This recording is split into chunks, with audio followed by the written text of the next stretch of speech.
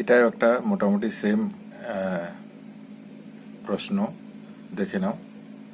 তো এখানে কি বলছে, একটি পরীক্ষায় 40% ছাত্র বাংলা ফেল করে, 30% অঙ্কে ফেল করে, 20% ছাত্র উভয় বিষয়ে ফেল করে, পাশ করা ছাত্র সংখ্যা কত? পাশ করা ছাত্র সংখ্যা মানে কি, যারা বাংলাতেও পাশ করেছে, অঙ্কেতেও পাশ করেছে, অর্থাৎ উভয় বিষয়ে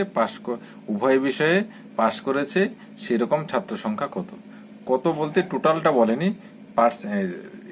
তোমার অপশনগুলো দেখলে কি বোঝা যাচ্ছে যে পার্সেন্টেজ হিসেবে দিয়েছে, কত পার্সেন্ট। ঠিক আছে, মাথায় খেয়াল রাখতে হবে কিন্তু ছোট ছোট জিনিসগুলো। পাশ করা ছাত্র সংখ্যা মানে হচ্ছে উভয় বিষয়ে পাশ করেছে। তো আমরা কি জানি, উভয় বিষয়ে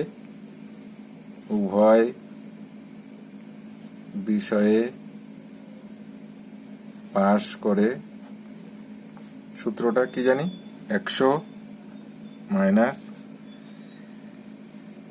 এটায় ফেল করে, প্রথম একটা কি বাংলায় ফেল করে 40 প্লাস ইংরেজিতে এটা কি অঙ্কে ফেল করে 30 মাইনাস উভয় বিষয়ে 20% ছাত্র উভয় বিষয়ে ফেল করে, তাহলে -20। এটার যা রেজাল্ট আসবে সেটা হবে পার্সেন্টেজ হিসাবে আসবে। তাহলে এখানে 100 মাইনাস 40 আর 30 যোগ করলে হচ্ছে 70, 70 থেকে 20 মাইনাস করলে হচ্ছে 50, তাই তো 50, এককটা হচ্ছে পার্সেন্টেজ। তাহলে 100 থেকে 50 গেলে 50%।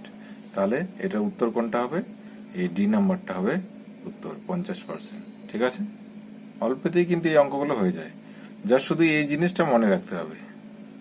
ঠিক আছে, উভয় বিষয়ে পাস সমান সমান 100 মাইনাস বাংলা, মানে যে কোনো এক বিষয়, বাংলা থাকুক বা অঙ্ক থাকুক, যে দুটো সাবজেক্ট থাকবে দুটোর মধ্যে একটা, তারপরে ওই অপর সাবজেক্টটা মাইনাস উভয় বিষয়ে এখানে যেহেতু পাস আছে তাহলে এগুলো সব ফেল হবে, 40 ফেল, 30 ফেল, 20 ফেল। ঠিক আছে, উভয় বিষয়ে ফেল করে, তাহলে অ্যান্সার হলো 50। খুবই সহজ, কিন্তু এই ধরনের প্রশ্নগুলো কিন্তু আসে পরীক্ষায়। ঠিক আছে, আশা করি বোঝা গেল।